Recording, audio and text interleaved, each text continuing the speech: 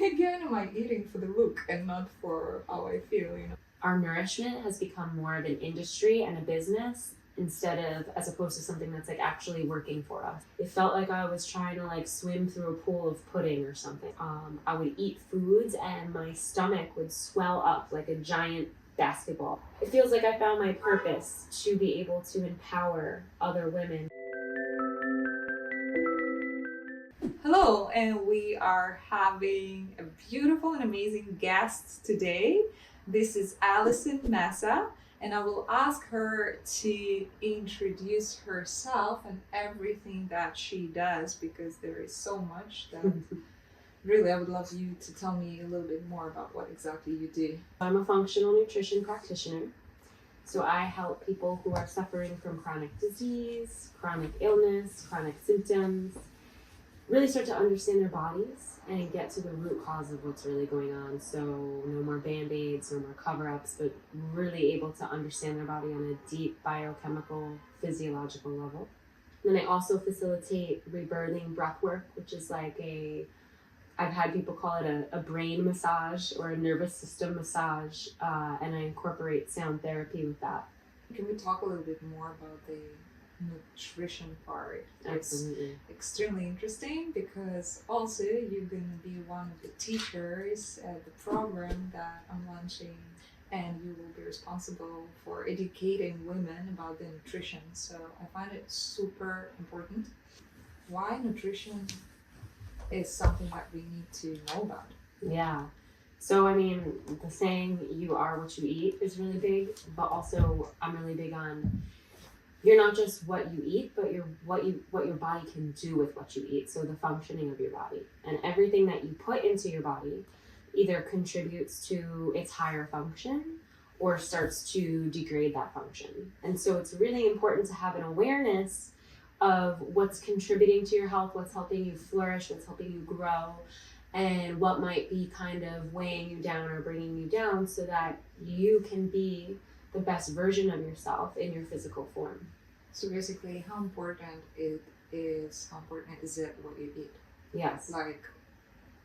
But how, truly, on a daily basis? Yes. Why is it important? Like, how does it change you if you eat a burger with cola? And how does it change you if you really put an intention and eat good holistic food? Yeah, so I feel like there's two components to that. One, when you're disconnected from what you're eating and you're not being mindful about it, on a subconscious level, your brain is not experiencing like the pleasure of the food, so it's always going to be asking for more.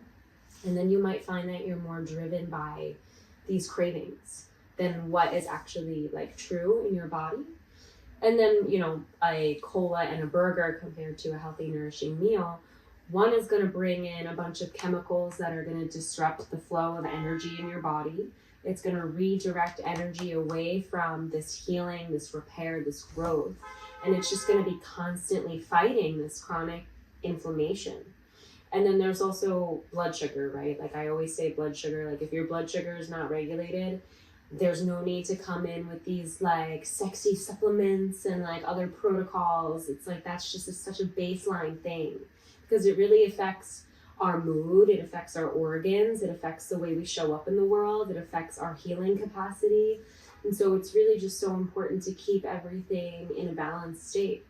How long the body can function on the way of living when you eat unhealthy?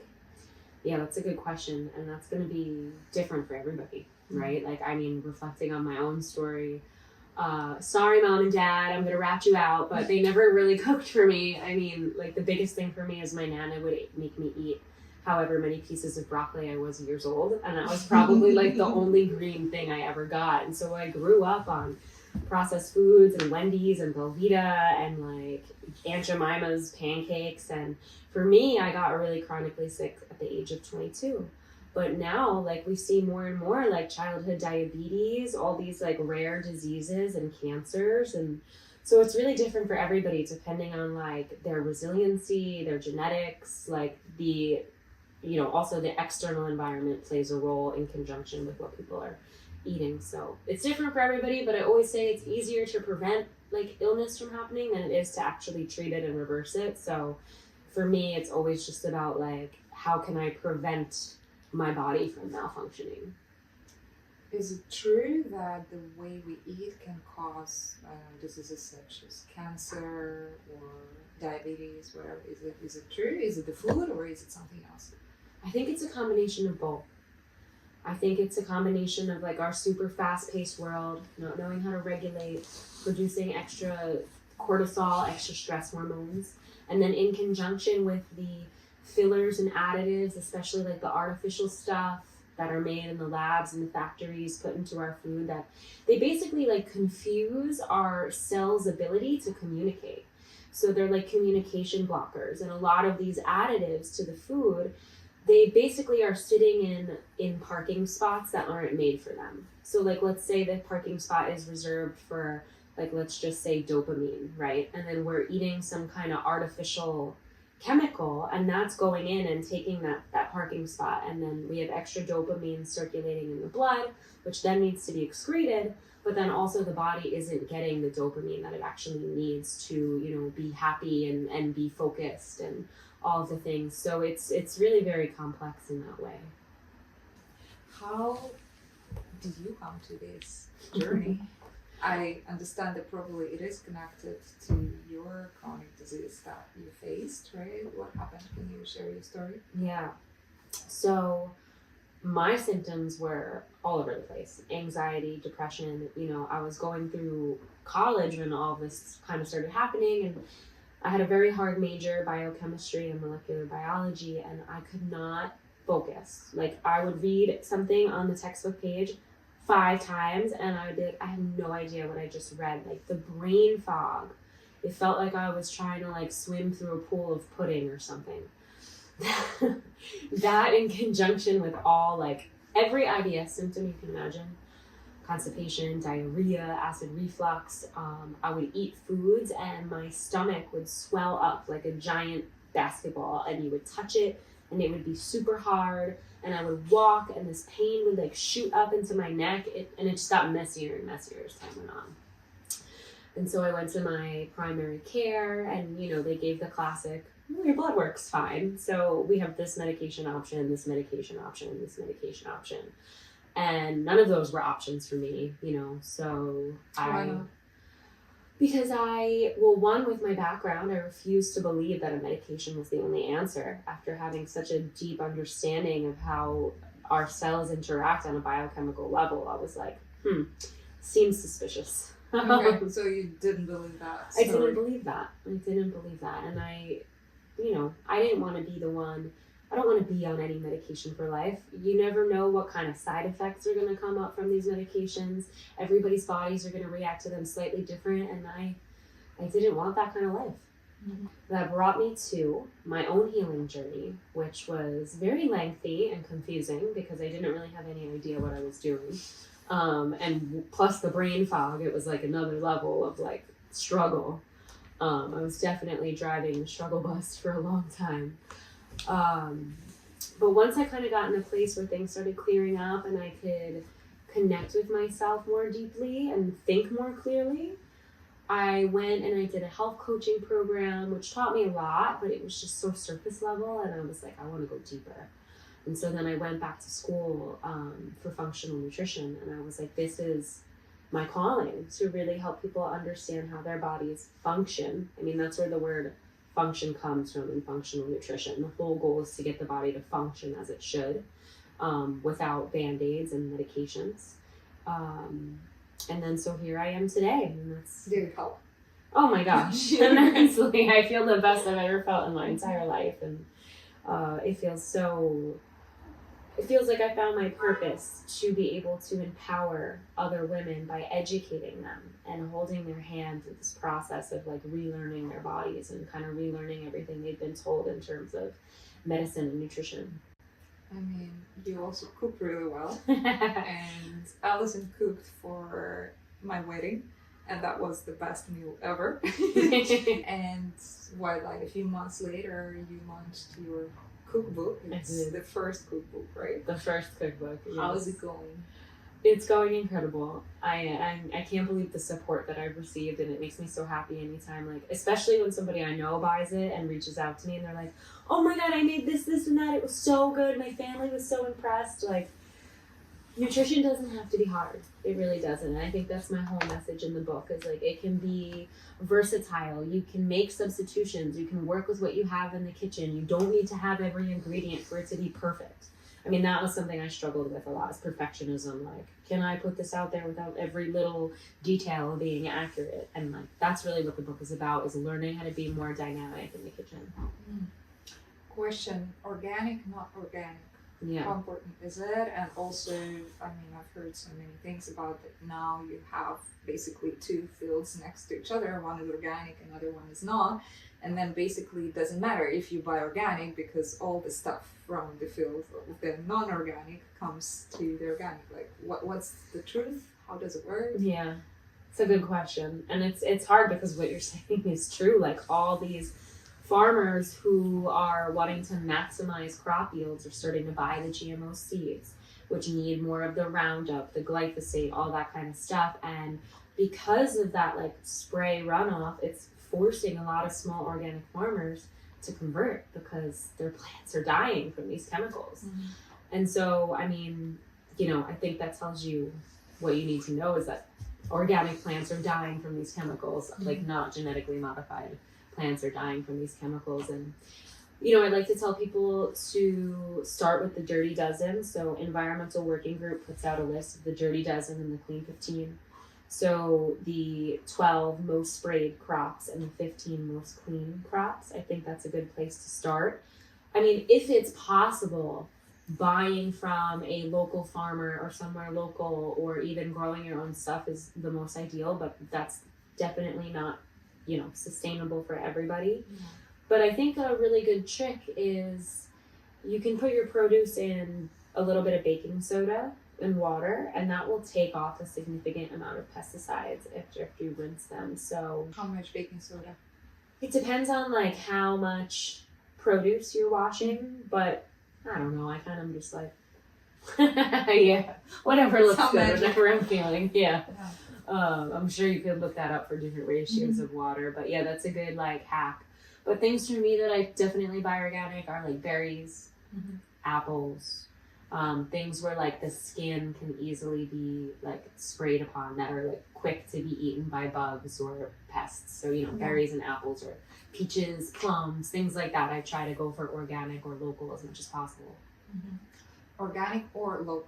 Yeah, well, always talk to your local farmer, for sure. Just to talk to them and find out what exactly they do. Yeah. If they tell us. Yes, if they're being truthful, there's so many layers to it, but it's quite difficult in the States. It is quite difficult in the States, and a lot of farmers aren't like technically organic certified because it's really expensive to do all the paperwork and have the inspections and evaluations and all of that. So yeah, it's getting to know your local farmer and talking to them is really important. I go to Union Square Market and there is a stand, and they're not certified organic, but they always say no pesticides, no sprays, and I believe it's for that reason, because it's just too expensive. Yeah, it's crazy how it's become, our nourishment has become more of an industry and a business instead of, as opposed to something that's like actually working for us. And it's really sad to see, and it's hard to navigate. Like, there's so much information out there, so much has shifted in the last 100 years that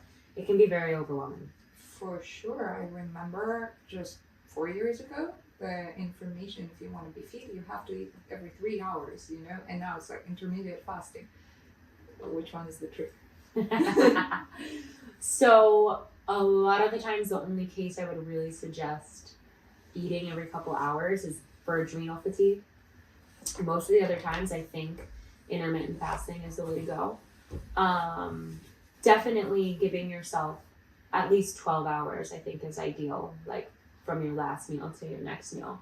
But it's going to vary for everyone and what they're trying to accomplish, and especially for women too, there's like different points of the cycle where it's better to fast, and other points of the cycle where it's better to not fast, because the different hormones require different building blocks.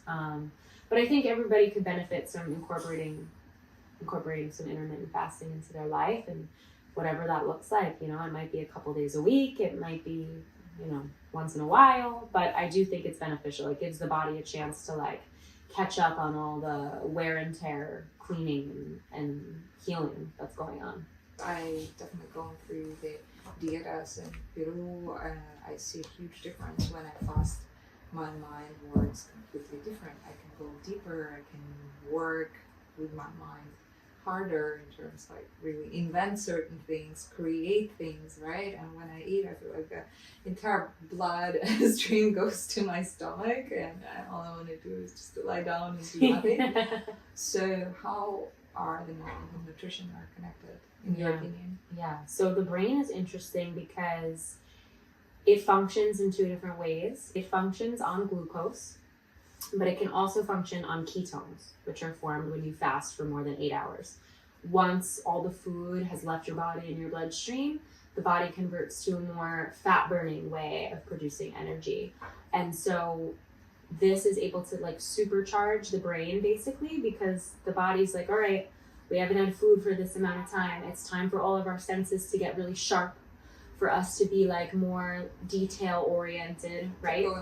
To go and hunt, to go and forage, to look for plants, you know? And so the brain actually likes when you are alternating between that ketone forming process and that glucose metabolizing process. It likes a good switch around. And also, you know, the gut is very connected to the brain. The vagus nerve is like our biggest nerve of communication. It's a two-way street between our brain and our gut. And so if we're putting shitty processed foods into our gut, we're sending signals to our brain that are not conducive to where our higher self really wants to be, because then we're promoting a certain type of bacteria population in our gut that likes more processed stuff, and we're destroying the lining there that keeps us healthy and whole and high functioning. And so whatever's going on down here is being directly communicated up here, and so on and so forth. Like you might even notice when you're anxious or really sad, maybe your stomach hurts, or you like feel the need to empty your bowels right away. That's because of that connection. I mean, I definitely noticed this connection that the more junk food I eat, more junk food I want to eat, and the healthier I am, easier it is to stay healthy on a healthy train. But it is challenging. I have been struggling with food eating disorders for quite some time, and even though now like I'm not bulimic in terms of vomiting anymore, but I still have those compulsive moments that I notice that as soon as I'm a little bit overwhelmed, I'm like, oh my God, I need to calm myself down with the food. And it's actually really connected to the vagus nerve as well. So it's been definitely a healing journey, and I'm not where I used to be, but I still can see those moments, and I'm wondering like if they ever will go away, or if it's something that is going to stay with me, but I just need to be more mindful and kind of keep myself on track all the time. I don't know. Can you speak a little bit more about the connection of the eating disorders and the actual nutritional part of the food that we are taking in? Like, is it connected? Can we regulate? Can we help ourselves? Yeah, I mean, I think there's definitely a lot of nervous system practices and gratitude practices to be done when consuming food, and like making eating more of a ritual than a coping mechanism. And by creating a ritual around the food, you can start kind of shifting your relationship with the consumption of food from more of like, I need to do this to relax, to like, I'm actually going to relax to do this. Like flipping them. You know, that's a good one. Thank you. I love it. I just came up with that right now, so that's cool. So it came to me. But you know, I think with healing from any kind of disorder or process like that, right? We start with this like really big, deep hole, and each time we make progress, we're filling the hole just a little bit, just a little bit, just a little bit. And that's why sometimes it can feel like, oh my God, I'm right back where I started, but we're not really. We're coming now from a more integrated understanding place, but we're just like, we're filling up that hole. We're filling up that hole. So, I mean, I can't really say if it's ever completely, able to heal. I think that depends on each person and the effort they put into it, and like the amount that they work with their consciousness and awareness. But anything is possible. Everything and anything is possible. What I noticed for myself is that there's periods of time when I feel in that way are shorter and shorter. Well, first of all, the symptoms are not the same way that they used to be, but also the time slots are shorter, so it takes me shorter to get back to the calm self and normal eating. And when I say normal, the one that actually nourishes my body and my soul, what I noticed this time, something that showed up, and I'm grateful that it showed up, especially during the time of the eclipse and during the time of coming back after the dieta, is for me it's so connected to my image of self. And I found myself looking on Instagram again on the profiles of the models and the girls like posing sexy and everything, and thinking that, oh my god, I want my body to be like this, I want my body to be in a certain way. And as soon as this happened, I saw that first I'm trying to like restrict myself with the food, and then there's another part of me that comes up and I'm like, no, we're not restricting, we're eating all this chocolates, whatever. So again, this disbalance thing. And today it came to me, I'm like, why again am I eating for the look and not for how I feel? Like I have to stop myself. I don't want to contribute into this world where women are so dependent on their look anymore. So it was like such a helpful insight, and I'm curious to see how it is going to roll. And it's a beautiful, not coincidental coincidence that today when I had this insight, I'm having a conversation with a holistic nutritionist. What is your recommendation with the calories and macros, basically? How important is it to eat only proteins, only carbs, fats, and then also how many calories for people? Yeah. So calories is definitely different for everybody depending on their size, their weight, their gender, their activity level. I personally don't pay attention to calories. I think it can be really triggering for a lot of people, and as long as you're eating like good nutritious calories, like, the other day I saw somebody and they were like looking at a packaged processed food and they were like, oh, well, it's only 200 calories. That was me. Yeah, 0 Coke, it's 0 calories. Yeah. Let's drink it. Yeah. But what it does do. Yeah, and so that's why I'm kind of just like, screw the calories, focus on like whole foods as much as possible. You want to focus on stuff that comes from the earth as much as possible. If there's an ingredient you can't pronounce on the label, you want to put it in your body. A lot of times, like if there's a lot of ingredients too, like the more ingredients, the more processed something is. The more it's changed from its natural state and its natural form. So that's kind of another like rule of thumb to use. And in terms of macros, I think trying to eat a balanced plate as much as possible is for the general population is going to be the best route. So, a good amount of carbohydrates. And when I say carbohydrates, fruits and vegetables fall into the carbohydrate category too. And so a lot of times I'll hear people say like, oh, I'm not eating carbs. I'm like, oh, so you're not eating fruits and vegetables? They're like, no, just like no pasta or bread. So there's this like misconception about that macro too. And so I feel like shifting your carbohydrates from those super refined ones, like the white pastas, the white sugars, the bread, the pretzels, like all that kind of stuff, and coming more into whole grains, into vegetables, into fruits is going to be beneficial. Also, getting ample protein is very important for the human body, in my opinion. People can getting which protein, like ample amounts, like good amounts, and so that any protein, right? Yeah, and that can depend like for the person as well. And so sometimes with my clients, we'll do like a protein experiment, and we'll do one day high protein in the morning, low protein for lunch, high protein for dinner, and kind of track how their energy levels are and stuff, and play around with like the order of that. So that even might look different for everybody, the times that they consume a lot of protein. Some people wake up with a sluggish digestive system, others wake up like they're ready to go. So really getting to know your body is important in terms of macros. And then I feel like fat gets a bad rep, but fat is actually like so important for so many parts of the body. It stabilizes blood sugar. So, anytime you're going to be eating any kind of carbohydrate, you always want to incorporate a fat to kind of level out that blood sugar spike. And so if counting macros is something that you're into and you want to do, like, the more power to you.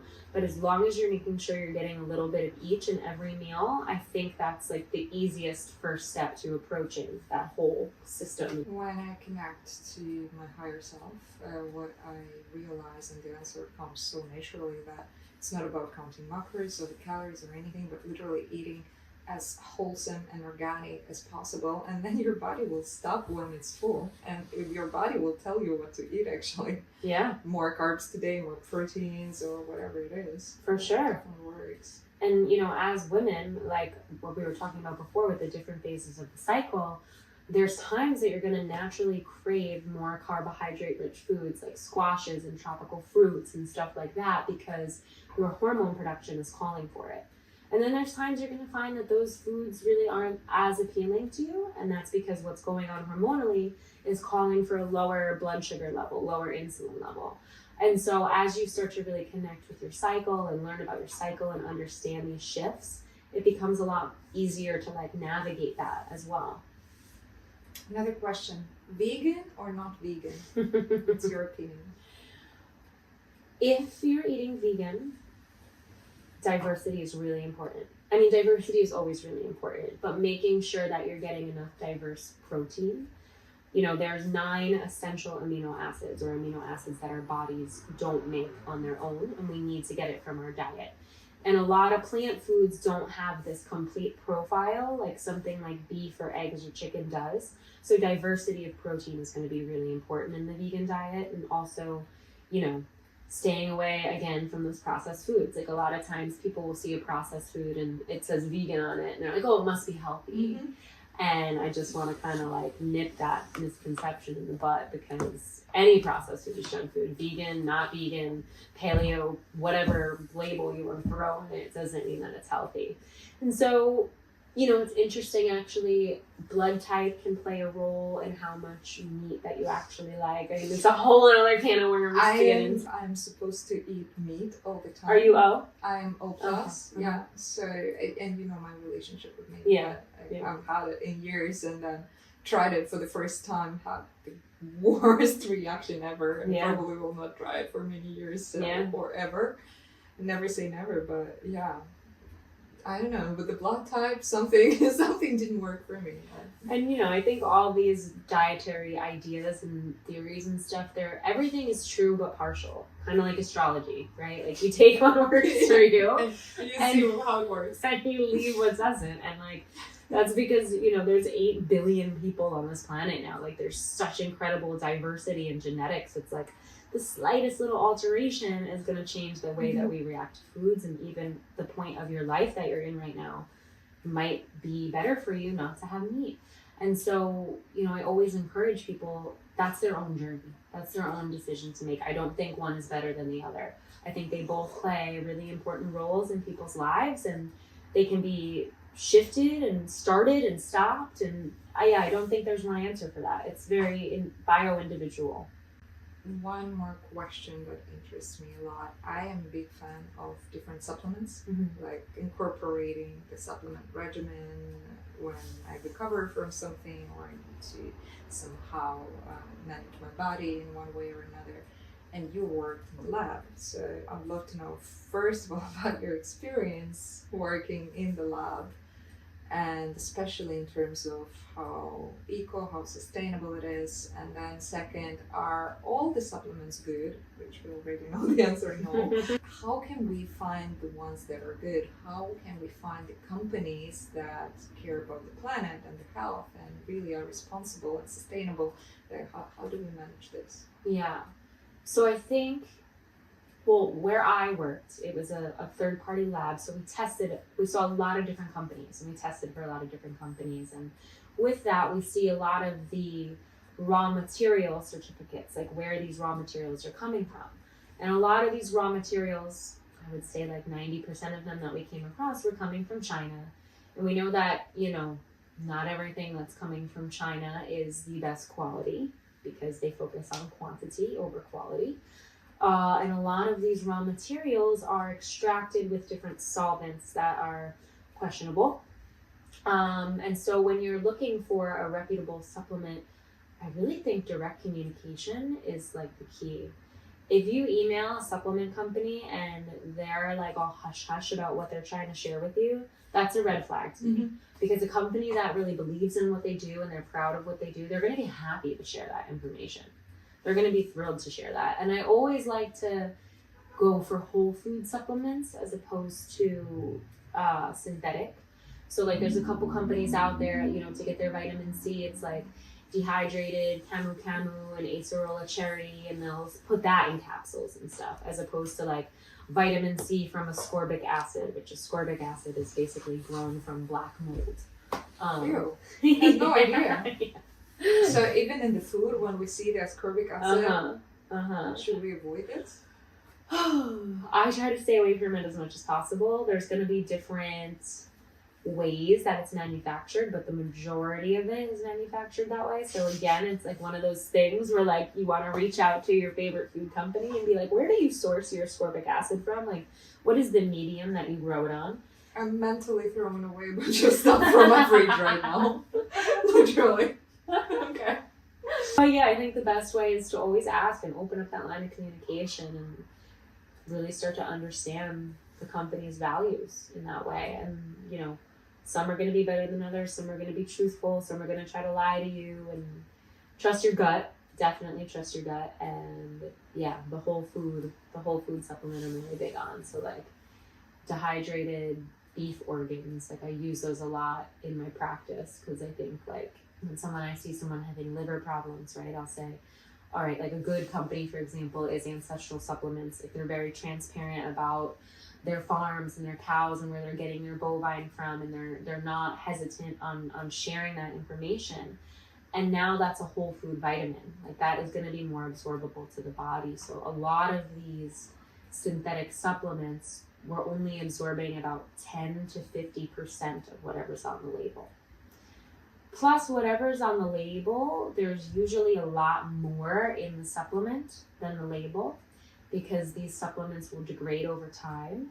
So let's say your bottle has an expiration date and it has 3 years on it, right? They're going to put enough extra in that bottle so that at the end of 3 years, it still meets whatever it says on the label.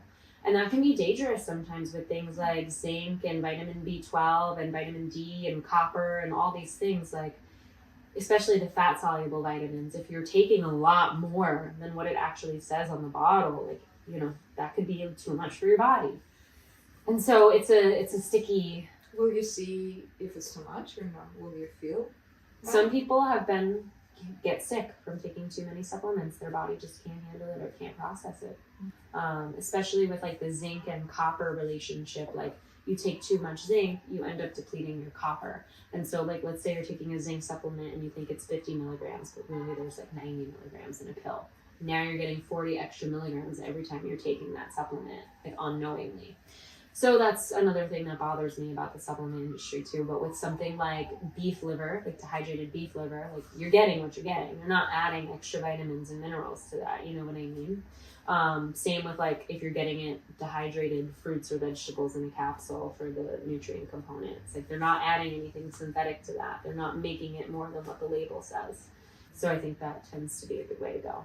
Do you have any message that you want to share with women about nutrition, about business, about anything, that advice, message, whatever it is?